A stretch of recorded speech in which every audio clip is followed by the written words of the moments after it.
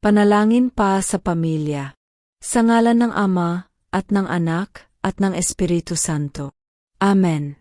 Aming mapagmahal na Diyos, nagpapasalamat kami sa biyaya ng aming pamilya, sa pagmamahalan, pagkakaisa, at tagtutulungan. Basbasan mo po ang bawat miyembro ng aming pamilya.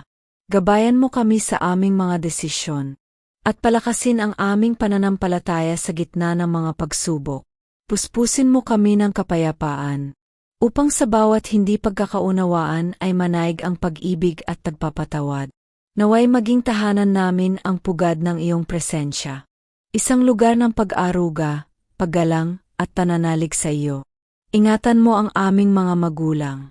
Bigyan mo sila ng lakas, karunungan, at mahabang buhay.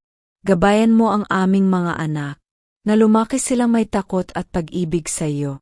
Panginoon, ikaw nawa ang sentro ng aming pamilya. Sa lahat ng oras, sa hirap at ginhawa, ikaw ang aming sandigan, aming liwanag, at aming pag-asa.